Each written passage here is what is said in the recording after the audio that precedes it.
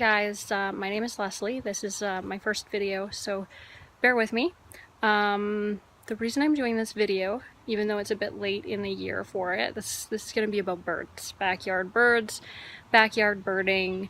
I am a photographer, which leads naturally into birding. That's kind of how I got into photographing birds and being interested in them in the first place, was being behind the camera. And like I say, it's a little bit late in the year for this type of video, but it was something that I wanted to try doing a video on and see how it goes. And the reason I'm doing a video on this is because this year I've had a lot of birds to my neighborhood that I've never had before. We've lived in the same neighborhood for 11 years now, and we've had a huge variety of birds. Some of that I think is due to environmental stuff. We've had warmer summers the last couple of years, and I think there's a lot of birds that are migrating a little bit more than they used to. And also I think partly it's from the things that I do. And again, a lot of my friends have asked me, you know, how do you get such a variety of birds? I wish I could have that kind of birds in my neighborhood or in my yard, and you can, and it's actually pretty simple. It's just a few little things. So I'm gonna show you some of my tricks. Okay. So first of all, guys, here's my yard. It's a very tiny yard. I live in a condo. It's very small, but you don't need a big yard to have a good space. The couple of things that I do are really simple that you can attract birds to your yard. I put out birdseed, seed bell. We had an actual loose bird feeder.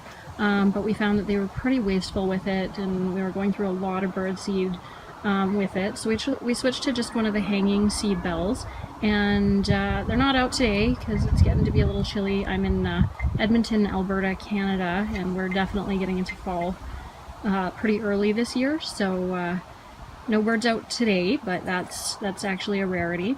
And the other thing that I like to have out is the suet cage. That's the green cage there.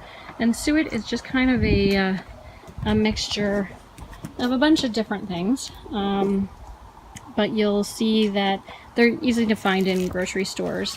They're kind of a mix of seed, and they're caked into I think it's a beef kind of a fat material that keeps it together. And you can get them in all kinds of varieties for small birds or for woodpeckers, specialty kinds of things. But I find the birds aren't really that picky, and they will eat anything. The reason that I don't have my bird feeders hanging over by my window is because my lovely little dog, Lexi, who's over here. Lexi has her own Insta page, by the way. You can find Lexi if you want on Miss Lexi Pug. And Lexi unfortunately likes to eat the bird seed, so which isn't great for her. So we have her area of the yard blocked off, and unfortunately for my viewing pleasure, I do have to look at my birds from a distance or with my telephoto lens. But if you don't have a problem such as a dog eating your bird seed or anything like that, feel free to hang your bird feeder right close to your window so that you can see what's going on. The other thing that I do is I keep hummingbird feeders out, which most people think in Edmonton that we really don't get here, and a lot more people on outlying communities out sort of in the country find that they get a lot more hummingbirds. And I've had I even was very skeptical myself that you could get hummingbirds in Edmonton, Alberta, this far north, but we can, and actually this year has been one of the best years that I've ever had for hummingbirds. I had a little female that came to visit me through most of July and August, which was amazing. I just find her thrilling. I can't wait to see her, and I'm so glad that she found me. It took a little bit of effort. So for hummingbird feeders, you do have to be fairly consistent. I have a couple of different feeders, and a lot of people I think the problem is a lot of people think they leak, or some of the cheaper ones do leak, but you might find that you're overfilling your feeders if you find that you've had them before and they're leaking constantly on you. I would say really you don't want to be leaving the water sit for very long anyway. So I usually only fill maybe a cup and a half at a time. I make my hummingbird water 4 parts water to 1 part sugar. So I usually do 4 cups of water and 1 cup of sugar. It's really simple. I boil it just to make sure that it preserves a little longer. So I boil the water just in the kettle. I add my sugar and then I keep it in the refrigerator. And then, depending on the weather, I usually change my hummingbird feeders once a week.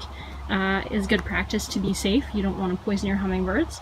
I do not use red dye. Red dye is not good for your hummingbirds at all. They don't need it. Simply just water and sugar is a perfect mix. Again, I just leave it in my fridge to keep it from going bad. And typically, in a regular summer, I'll change the water once a week. However, if it is hot, if we get a hot streak of weather, I'll change it every 2 or 3 days. And you can kind of tell if it's still good or not. It'll get pretty cloudy in there, and you might even see mold if you've left it go too long. But I find that my little hummingbird really likes fresh water. Every time I change it, she comes by. So I think she's gone for the summer now. It's the 2nd of September now, and I haven't seen her in a little while now, and I think she must be starting to migrate back down south to any folks in the United States. So yeah, do, if you're north, like I am in Canada, do put out your hummingbird feeders and do make sure that you change them. Again, don't make the little hummingbirds sick, but if you put out a couple of feeders, I have 3 out here. I have 1 in the front. You don't need that many. 1 or 2 is fine. But just keep your water fresh. Try to set a reminder for yourself to change it on a certain day of the week, and that will totally work fine. And you might be surprised that you get a hummingbird next season. I put my feeder out in May. My hummingbird feeder's out in May, and I keep them up until it gets pretty close to the first frost, which is probably a little bit long, but you never know. Like I say, with the warmer climate, some birds are staying longer and migrating further. And the other thing that I've been doing for my birds is a lovely little fountain. They love the fountain so much. They come visit me, I think, specifically for the fountain sometimes. I ended up getting a little solar fountain here, which is super fun. I don't get great sun in my backyard, but I ordered it on Amazon. It's super fun. When I do get good sun, it sprays quite nicely. The birds love to bath in this. And it was just a fairly inexpensive little bird bath that I got from our local hardware store, but anything will do. If you keep this stocked, and if you keep your bird seed fairly well stocked, your birds will specifically come to your yard. It is a little gunky now. Again, it's getting to be the end of the season. Usually I'll take a little scrub brush and just give that a nice scrub out a couple of times during the summer to make sure that it doesn't get too gunky. And the other thing I should mention with the hummingbird feeders too, when I take them down to change the water, I do give them a really good rinse out. I don't use soap and water unless there's really a lot of gunk in there. And then at the end of the season I do give them a really good clean, but I try not to use too many chemicals when it comes to the hummingbird feeders, because, you know, I just feel like that's not the best thing to do. But as long as you're keeping them relatively clean and giving them a good rinse, I find that they stay fairly mold free. And the last thing that I do to get birds to come to my yard is I have a bunch of little bird houses. It just kind of started as an art project, actually, because I'm pretty crafty, but I ended up getting a bunch of bird feeders from the dollar store a couple of years ago, and more just to kind of give some ambience to my backyard than to attract birds. I have quite a large tree in my yard, so I wanted to kind of decorate it up and make it look pretty. And I found that some of my my holes weren't necessarily big enough for the birds, and I didn't know if they really would nest in them or not. So I got my mom and my husband to help me drill my holes a little bit bigger, or additional holes in some of them, so that they could actually get into the holes.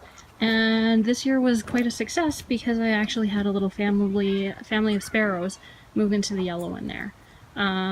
So that was quite exciting to have little baby sparrows come to my yard. Yeah, it's really, like I say, a little bit late in the year for this information, but something fun to try. I definitely recommend birding your backyard up a little bit. It's fun for pictures, it's fun for kids, and it just makes a really nice ambience to come to your yard. And